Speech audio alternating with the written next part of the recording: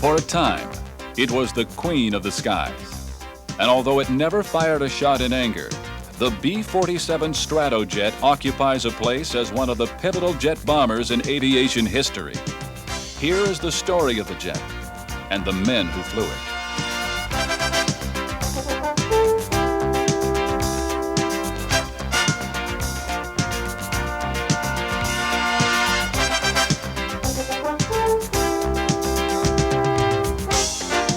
That story began for many men on the plains of Kansas. Here near Wichita is McConnell Air Force Base, known as one of the toughest schools in the Air Training Command. The men who came here learned to fly one of the hottest airplanes of its time, the Boeing B-47. Gentlemen, on behalf of the 3520th Combat Crew Training Wing, we welcome you to McConnell Air Force Base. Now, you're here for an intensive training period to qualify you as crew members in the B-47 airplane.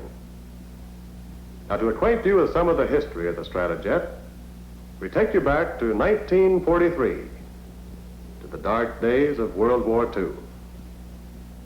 At that time, the B-17 was the mainstay of the Army Air Corps. The Super Fortress, the B-29, was just starting in production. At the request of the Air Force, the Boeing company began studies on the next generation of big bombers. This would be a bomber with something new at the time, the jet engine.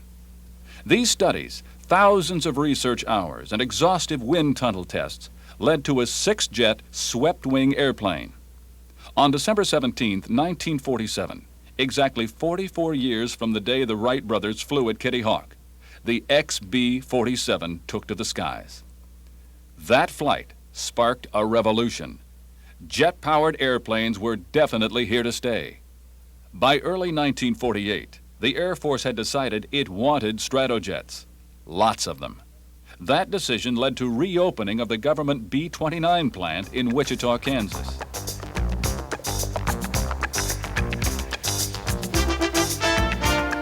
Two years later, in March of 1950, the dream came to life as the standard production models began to roll off the line. Within 4 years, 100 B-47s had been built. The first production model was not the end. A continuous program of development kept the Stratojet in front. From the current model was developed the RB-47, a reconnaissance model. The radical new design was powered by six 6,000-pound thrust J-46 GE-25 engines, which are grossly underpowered by today's standards. But still, it gave the Stratojet a maximum performance of 606 miles per hour at 16,000 feet. Still, the B-47 often needed help getting airborne under conditions of extreme weight. And that's where JATO bottle thrust provided an additional 33,000 pounds of thrust. So, gentlemen, that's the airplane. Now, you'll learn that she flies by teamwork. A combat crew of 3, aircraft commander, pilot, and observer. Now, you pilots may just as well regard the observer as the blue chip passenger. When you're coming in over the target, it's his baby. When your observer calls for a sight-in station, all this vast program, all this effort, is no better than the observer's skill in those few seconds over the target. Now, your instructors here at McConnell are prepared to qualify you as B-47 combat crew teams. Now, it's up to you. And for that day and age, it was a tall order. The training to fly a B-47 was as complex as any in the history of the Air Force. A seemingly endless mass of systems and procedures were involved. And with only a crew of 3, teamwork was vital. It was needed to understand the 27 miles of electrical wiring, the 1,000 electronics tubes, hydraulics, compressors, valves, and gauges without end. The observer was probably the most important crew member in terms of putting bombs on the target. He had to learn about radar and the key, this small handle which actually controlled the bomber while it was on its final bomb run. Then the electronics took over, helping to compute all the variables for an accurate bomb run. Primitive by today's standards of laser and optical guided bombs. But for the time, it was the best thing going. After weeks of intensive effort, it was time for the crew to solo the airplane.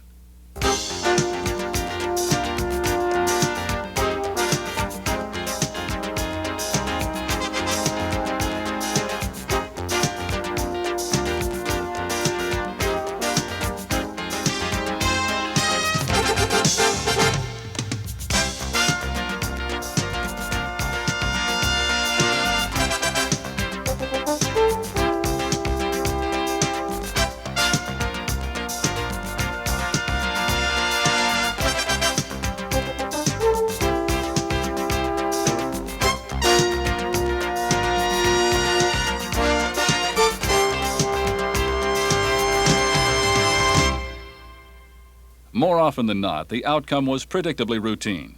After all, the Air Force usually sent its best to train in what was the hottest bomber in the world. McConnell turned them out en masse for assignments all over the world.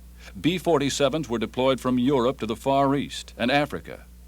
To achieve and maintain a high degree of readiness, then as now, simulated missions were flown under rigorous conditions. And our now operational crew is quickly thrown into the fray. Control Tower, this is Air Force 1956. Ready for takeoff, over. Air Force 1956. Cleared for takeoff. Roger, coming up on power.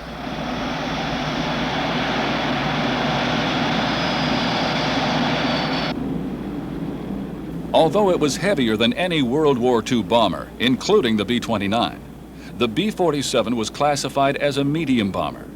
In the sky, it was as sleek and capable as anything in the air.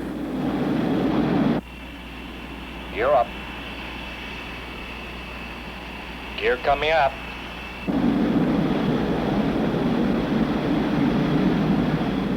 The B-47 could climb at 4,600 feet per minute and had a range of over 4,000 miles. But like any jet, it was very thirsty, and refueling was a common practice. Tom, our scheduled refueling time is 2400. It's about 6 minutes to go. Where's that tanker airplane? Hold your present heading. I have the tanker on radar. You should have him in sight now. Roger, I have the tanker in sight. Nice going, Tom. We're going in right on the button. Sam, get set for refueling contact. Roger, Cliff.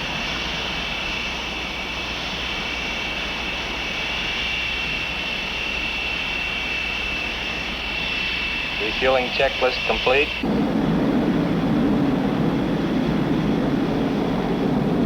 Slipway door open. Get your credit card ready. She's all yours. Okay, Sam. Watch our fuel distribution. I'm ready to contact. At the time, for security reasons, aerial refueling contacts in the Strategic Air Command were handled in radio silence between tanker and bomber. This delicate maneuver became so routine in the Air Force that even at the time, a refueling was taking place every 3.5 minutes, around the clock, somewhere in the world. We've just about got our load. Okay, pressure disconnect.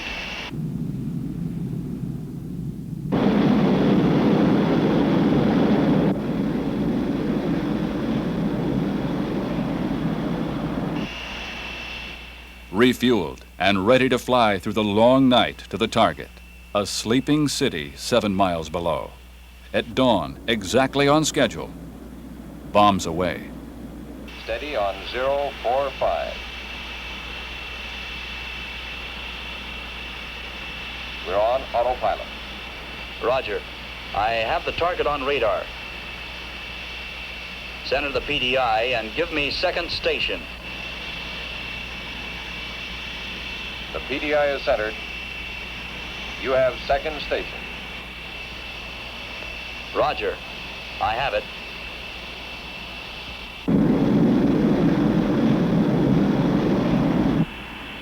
Time to go, 180 seconds.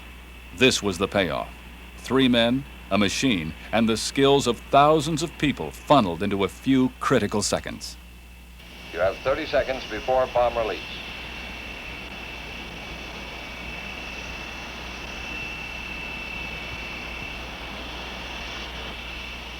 20 seconds.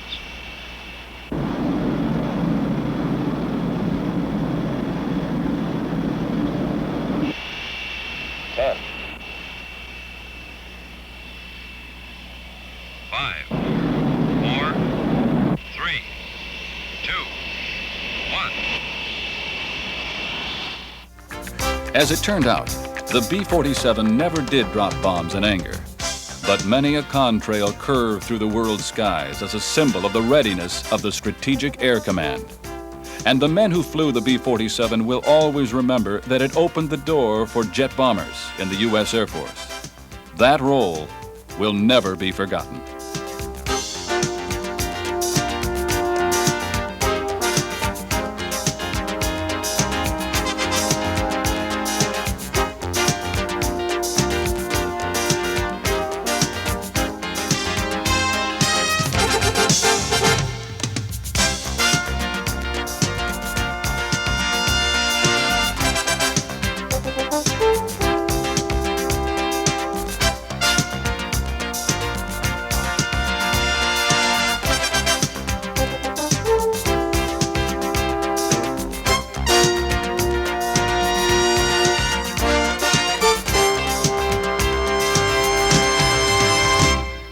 It was 35 years ago that go-ahead was given to build the B-58 Hustler.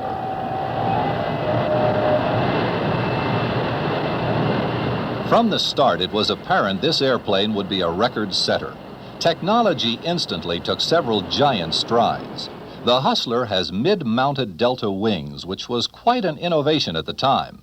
Because of the high temperatures associated with Mach 2 flight, skin panels were made of aluminum glass fiber honeycomb between layers of metal. The bomber also made the first use of the escape capsule concept. The crew sat in individual capsules that could be ejected in an emergency. That allowed for ejection at supersonic speed.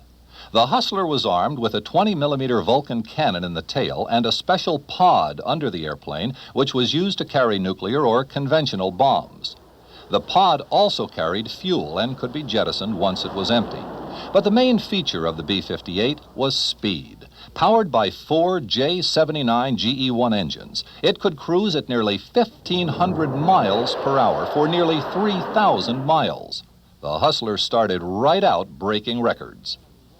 During the course of its career, the B-58 won the Thompson, Blériot, Bendix, Mackay, and Harmon trophies for outstanding flight performance. It set 14 world records in international competition. For example, this flight from Texas to California at nearly the speed of sound with the plane never more than 500 feet above the ground. Low-level penetration at high speed is accepted practice today. At this time, however, this was really something. In SAC combat competition, a crew from Carswell Air Force Base scrambled, started engines, and got wheels rolling in 2 minutes and 10 seconds, half the time required for other bombers of the time. Later, special courses were set up, and the B-58 broke record after record for speed. The next step was to go for altitude records, and those too fell to the Hustler. In this case, 16.5 miles high, beating marks set by the Soviets. The next world records fell as the B-58 dashed from Los Angeles to New York and back to Los Angeles in 4 hours and 41 minutes. Then it was a non-stop flight from Carswell Air Force Base to Paris. They called this one the Lindy Hop, with the Hustler stopping on the exact spot where the Spirit of St. Louis came to rest.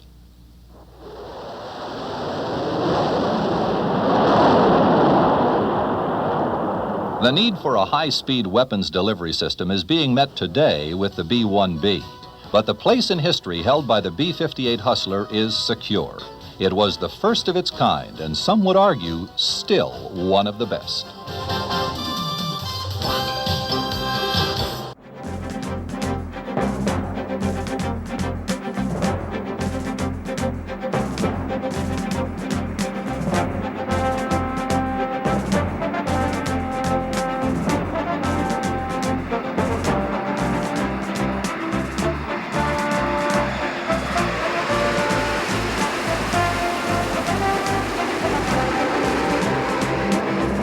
It's a dramatic new day in the world of strategic arms.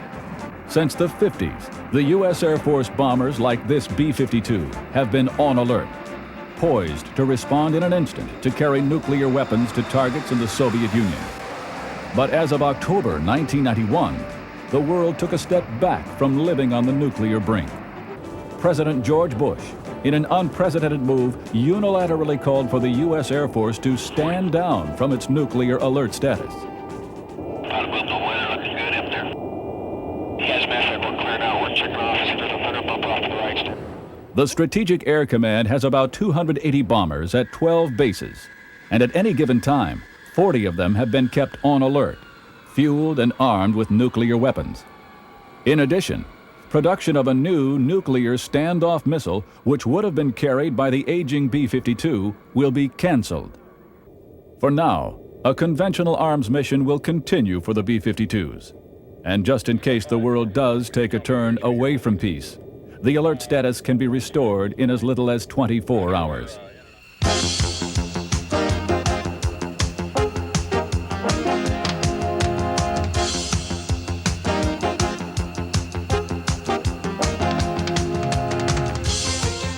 There is one aircraft today that flies when others cannot fly. It accomplishes missions at night, in bad weather, and with a larger payload than most other aircraft. And it goes about its routine on the front lines of the free world.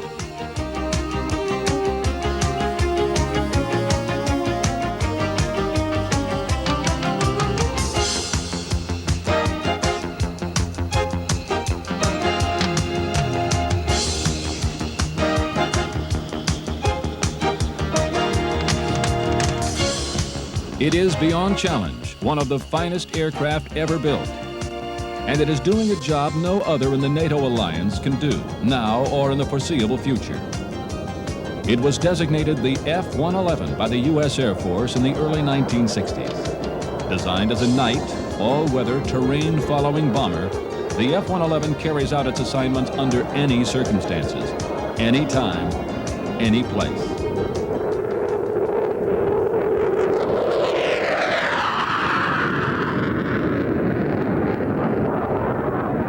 Let's look at the early days of this special bird. The F-111 was activated in the late 60s. You see, the first 50 years of aviation history had seen military aircraft evolving in a predictable sequence. One airplane rapidly and logically following another, each pushing the other into obsolescence. But the F-111 was one of the first to break that cycle. Few could have foreseen at the time of its development that a highlight in aviation history was being written.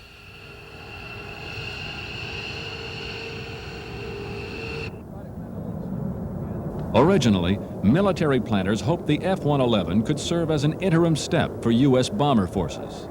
And now it appears the airplane will be called upon to be a part of U.S. military aviation for a 50-year span.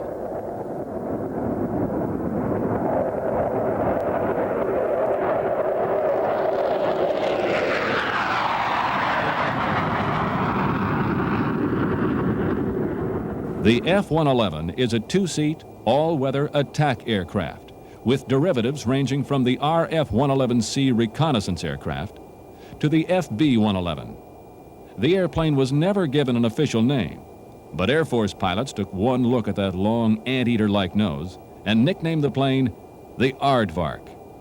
But don't let the rather docile title fool you. This anteater has teeth, sharp teeth.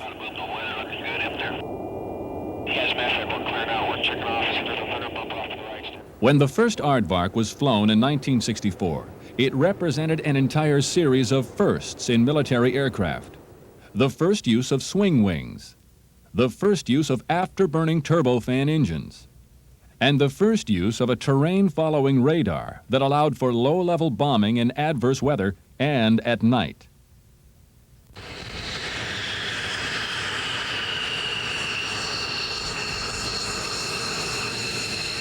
One of the most important basing locations for the F-111s today is in England. From RAF Lakenheath and Upper Heyford, the F-111 represents the most powerful offensive strike force in NATO. Hardened shelters protect a total of 8 squadrons of Aardvarks. These are the very planes that performed the daring U.S. bombing raid on Libya. The F-111 can execute its bombing runs at 200 feet or below in any kind of weather, day or night. Perhaps as proof of their respect for the aircraft, the Soviets have always asked that the F-111 be included in any strategic arms limitations talks.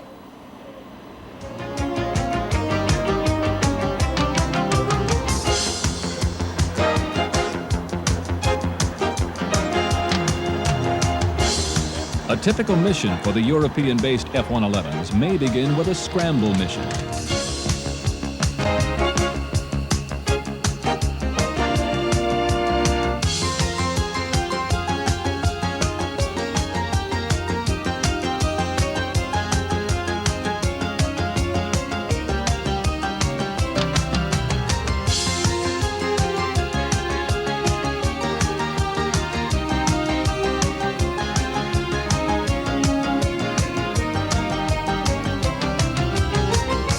With a precision practiced year-round, the crew will have the aircraft ready for flight in just minutes.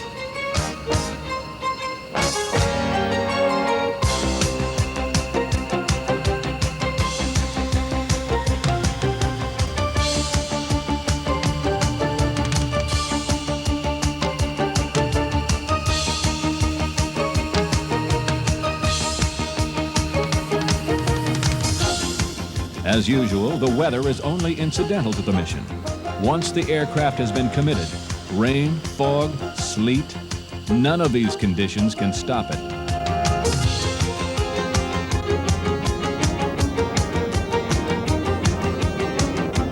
The aardvark goes with full afterburners. More than 50,000 pounds of thrust will propel it to supersonic speeds, despite the weight of over 50 tons.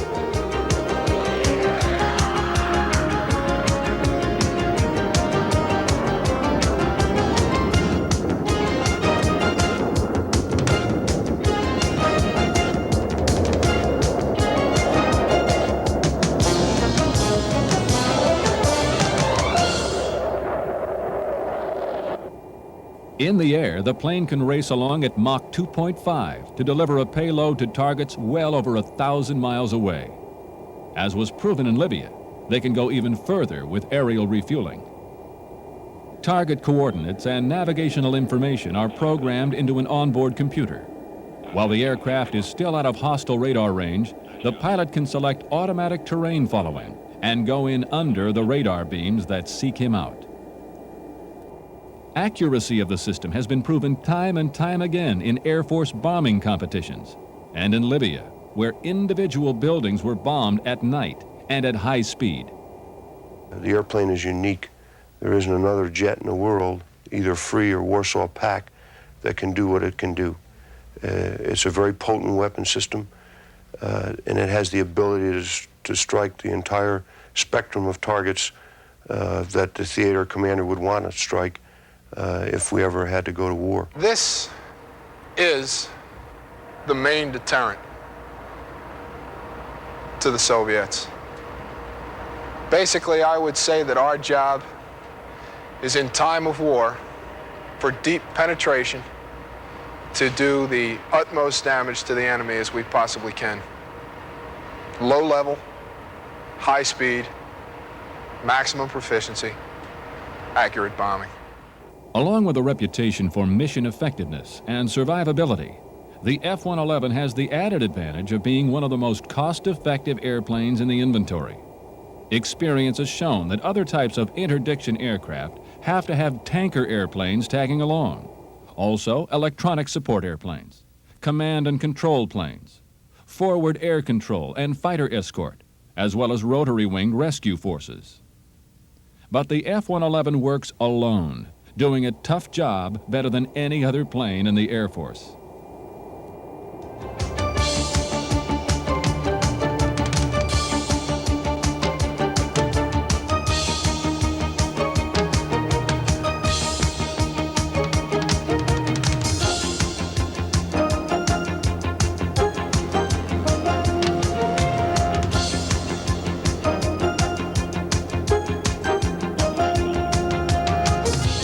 Historians note that the F-111 started its career steeped in controversy over its role and capabilities. But the questions and concerns have been answered.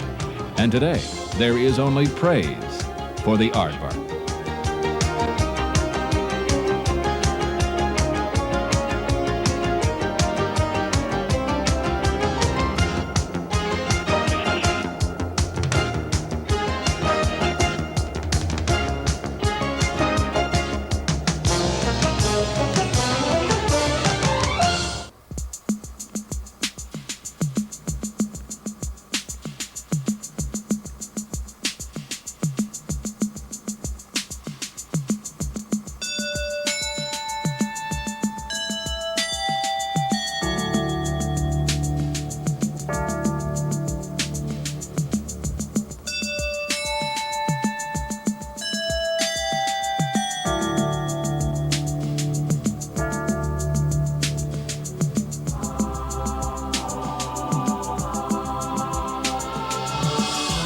Even as a still life, it is sculpture that is alive with motion. The F-86 Sabre. This is the shape that was meant to slice through the skies.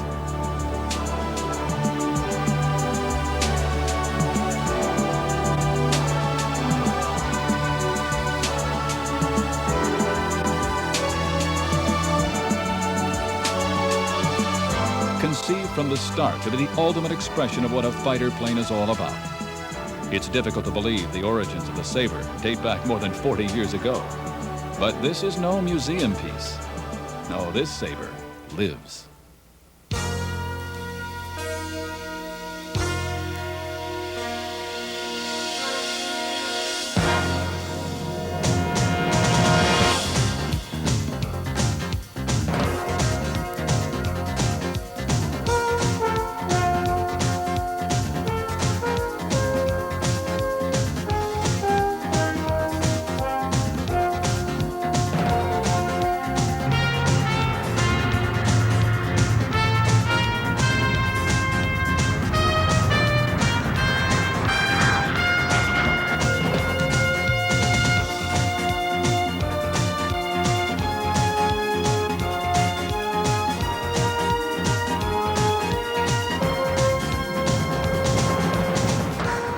For years now, air show crowds have thrilled to the sight of this pristine example of America's flying history.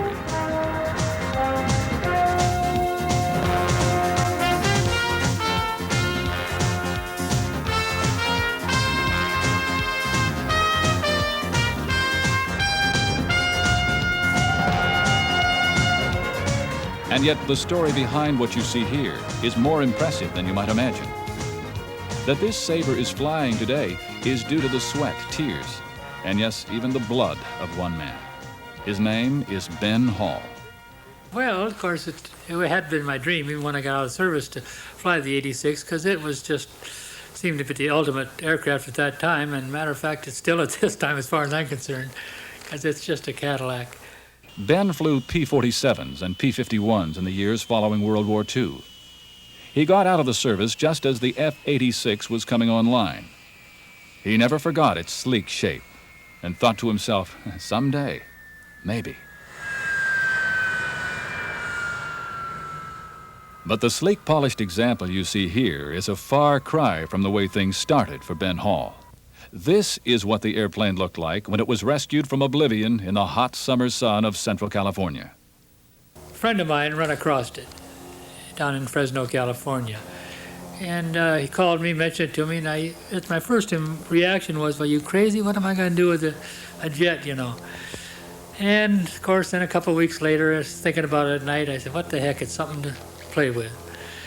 And I guess, like I say, we never really went into it with, boy, we're going to get this done. But as we went along, it looked like we might make it.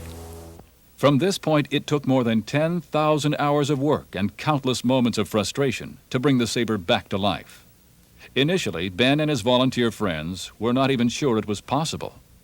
I don't know, a person would never dream that you could put it together, but it was something that we could, play with during the weekends initially.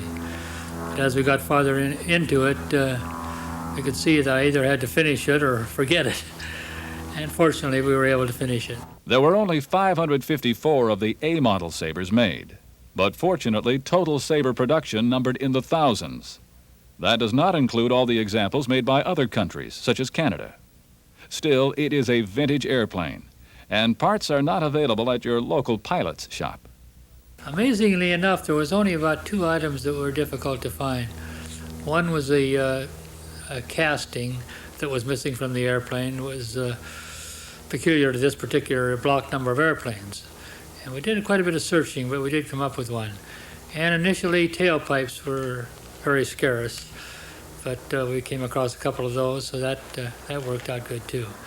And there were personal setbacks as well, including the death of 2 of the original restoration crew. There was initially 3 of us involved, 2 of my good friends, and about a year and a half into the project, coming back from Reno, and they were in one of my T6s, and something happened. They hit a snag and killed them both. So that really, sets you back. There was also the problem of getting a civilian registration for an F-86 Sabre. Let's just say it took an Herculean effort. And we spent a year and 10 months corresponding, phone calls, 35 phone calls for Washington, D.C., trying to get this thing going. And like I say, a year and 10 months later, we came up with the registration, so it wasn't easy there either. But the hard work did pay off. The airplane finally rolled out in a darker paint scheme than it has today. Of course, the first flight is a moment that will never be forgotten by Ben or any of the other volunteers. My first flight, it's hard to describe after waiting all the 25 years, you might say, and then all the work we put into it, knowing just about everything that's going on. So it was quite a thrill and apprehensive combined. From that point, the airplane went through a number of repaints before settling on the brilliant silver coat that adorns it today. Go ahead.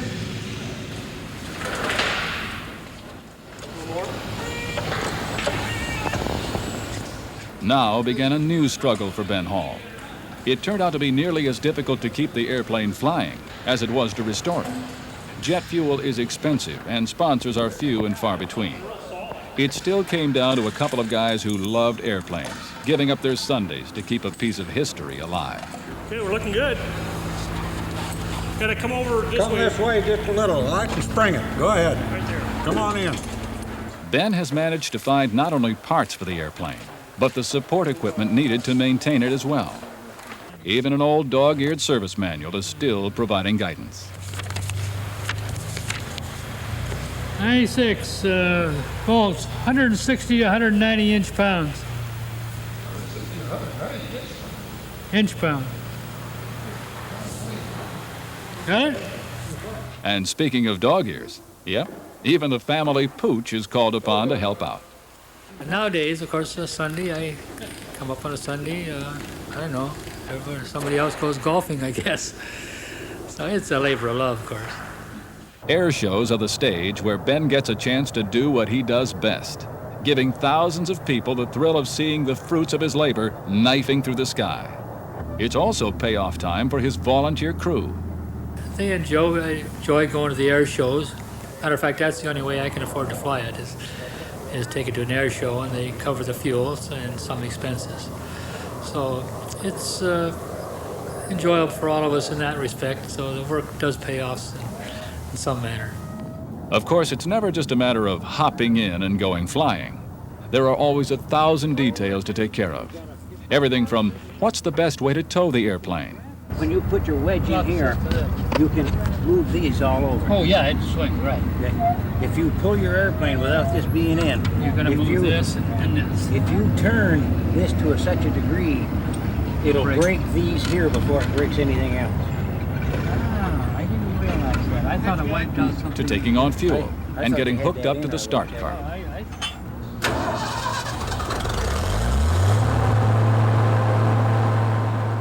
But finally, it's time to settle into the cockpit and put everything else out of the mind except flying the airplane. After all, this is what all the sacrifices were about. For the next few hours, it'll all seem worth it.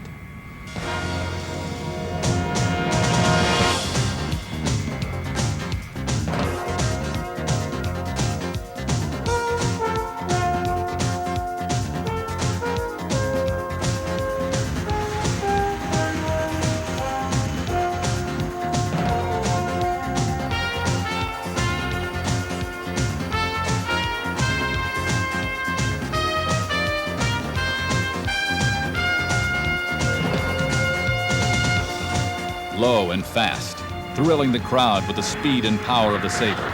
It's an unforgettable ride, no matter how many times you take the controls.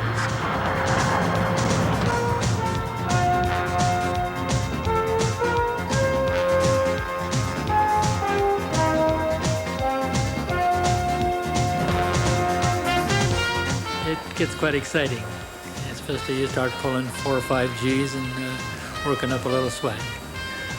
It gets the adrenaline going.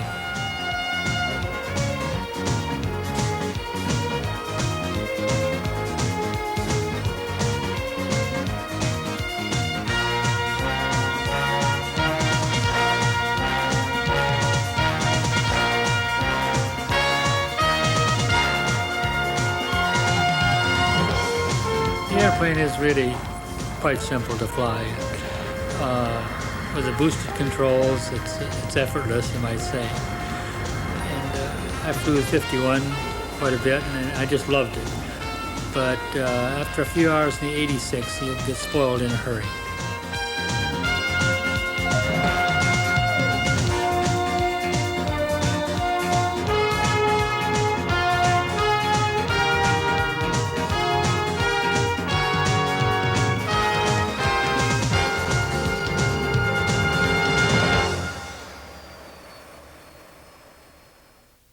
This is where the Sabre earned the spurs that command so much respect today.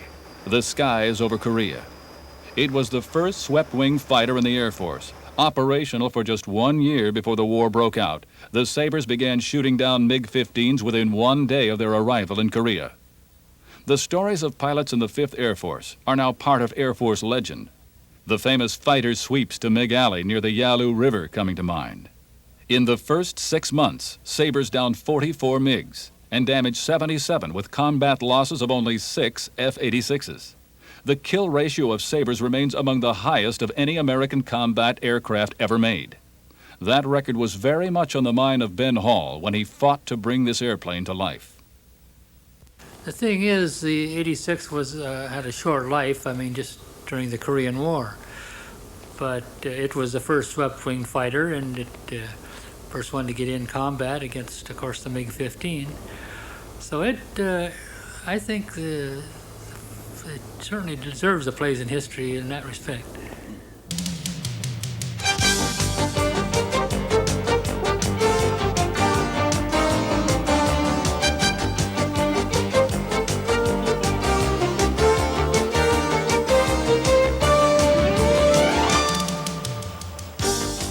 Now, when the air show is over and there's a bit of fuel left, perhaps there's time to pull up high and spend a few minutes alone with the airplane. Here there is a communion between man, machine, and the sky, a coming together that is difficult to describe. Well, you can't describe it, I guess. How you got to explain to someone,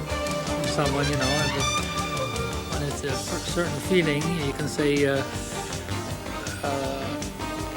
boy, I don't know what you can say. You'd have to have them take a ride in an airplane to understand it.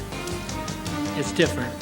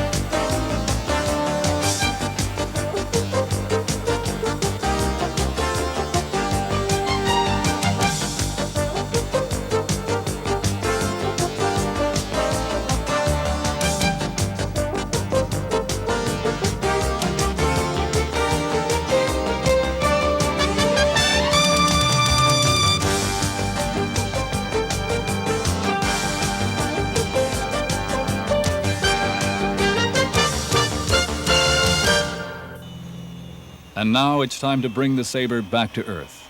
The experience of the pilot and the airplane combining in a truly graceful exhibition of how to do it right.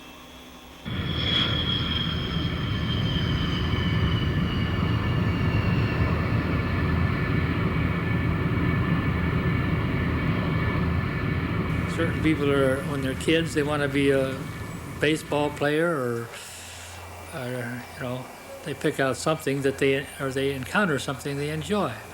Well, when I was a kid, I don't know, 7 or 8, I was out building this crazy airplane. Of course, never flew. But and in 1936, I guess it was, I used to bicycle down to Boeing Field and wax the little cubs. So it was something just enthused me as a kid, and I followed it, fortunately, the rest of my life. But soon this will be a rare sight for Ben and his friends. Their partnership born of adversity will be broken up. You see, after the many years of blood, sweat, and tears, Ben may have to give up his beloved Sabre. It's not going to be easy when I do depart with it. But let's face it, I've had the aircraft almost 18 years now, and by golly, who can ask for anything more than that? I've really enjoyed it, and now it's time, I guess, to, might say, grow up.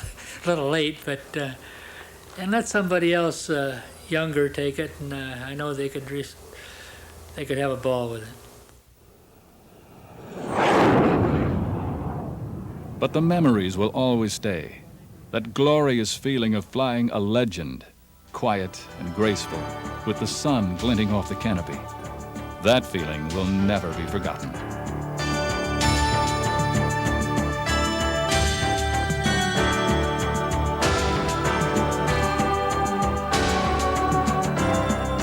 If I hadn't have got into this, what would I have done? Or what I've gotten into? Who knows? So this is the way it went, and I had a lot of fun.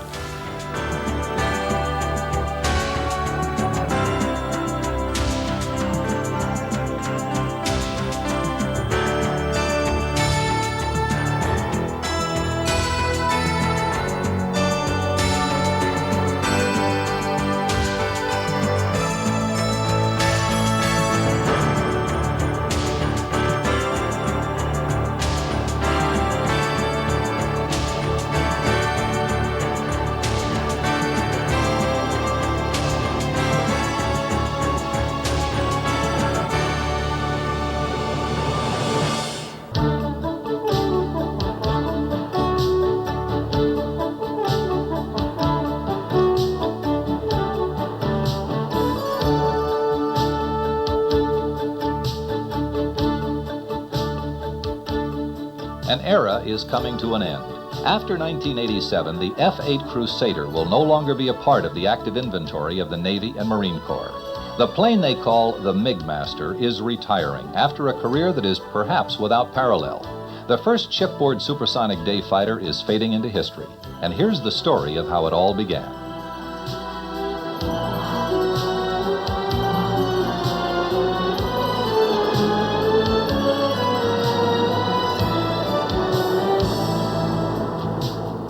In the summer of 1952, the U.S. Navy issued an invitation to bid on the design and construction of a new fighter to be operational with the fleet in 1956.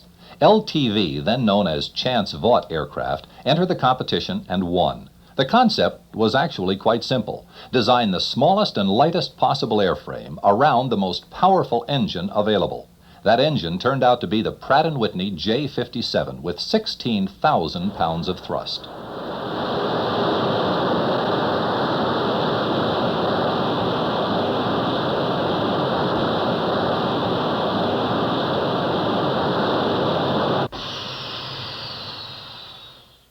The XF-8U-1 began to take shape by late 1953. It emerged as a sleek and functional design that was years ahead of its time on many counts. For the first time, titanium and magnesium were extensively used, and the so-called Coke bottle fuselage was perfected in wind tunnel tests to reduce supersonic drag. For flight test, the airplane was disassembled for shipment to Edwards Air Force Base. It was towed to the loading area and placed on a C-124 transport.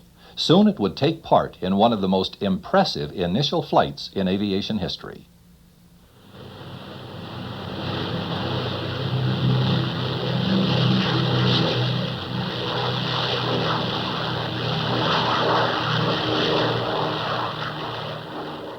A few days after it had left the factory, the airplane was in the final phase of reassembly. Among the systems being tested was the variable incidence wing. In the high position, the pilot was provided with excellent forward vision for carrier landings and a desirable angle of attack. The system worked well. Finally, late in the afternoon of March 24th, Chief Test Pilot John Conrad took the Crusader on its first taxi tests.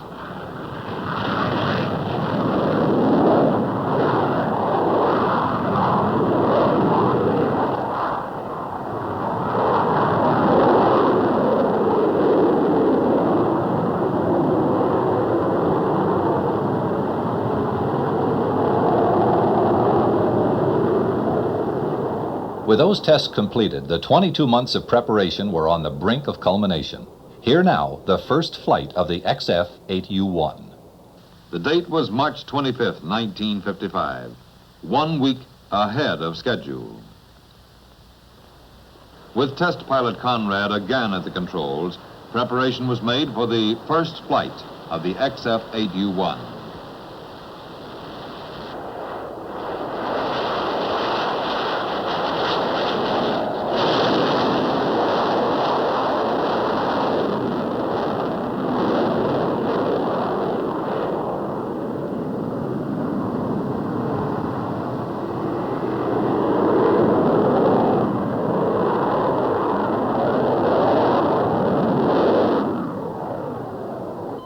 On the ground, all performance data on the first and subsequent flights was recorded through a telemetering link. The information was carefully correlated for subsequent evaluation and study. The Crusader had done it, exceeded Mach 1 on its first flight, and the milestones were only beginning. In 1956, a production F-8 set the first national speed record in excess of 1,000 miles per hour.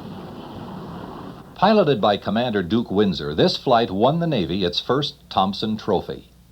In 1957, the F-8 made 2 record-breaking transcontinental flights. One was an ocean-to-ocean flight made by Captain Bob Dosay and Lieutenant Commander Paul Miller from a carrier in the Pacific to one in the Atlantic in less than 3.5 hours.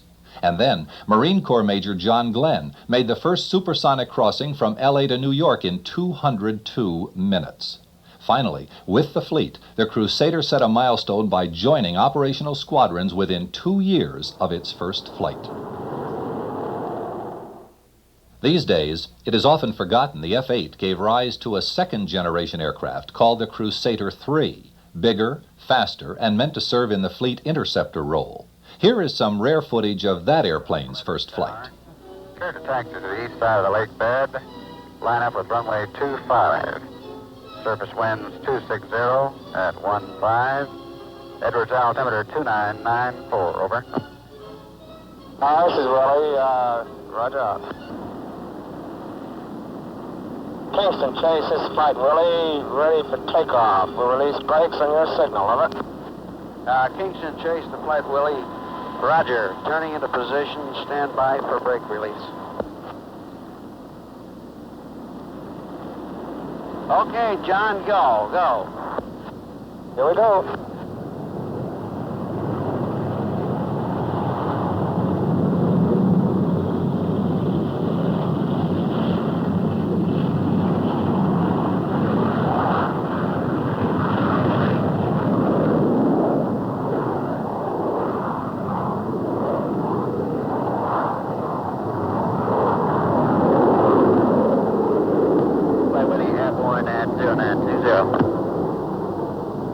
But the future did not hold the same promise for the Crusader III. It was competing against an airplane called the F-4 Phantom, and history records which aircraft won that competition.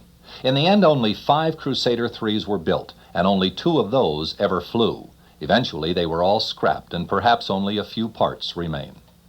This is Edwards Tower, roger 340, clear to land on the lake bed at pilot's discretion. Winds 270 at 8 knots, altimeter 2994, over. Despite the problems of its brother, the Crusader has seen a glorious career. In all, more than 5,000 naval aviators have flown the airplane. It earned the title MiG Master after shooting down 19 MiGs in exchange for only having 3 of its own shot down in air-to-air combat. And that is the best exchange rate of the Vietnam War. Today, this is the future of single-seat naval aviation.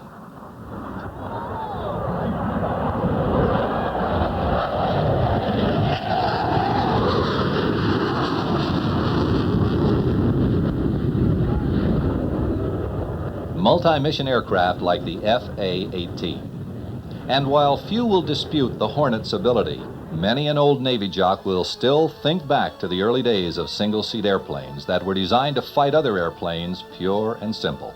And they insist when you're out of F-8s, you're out of fighters.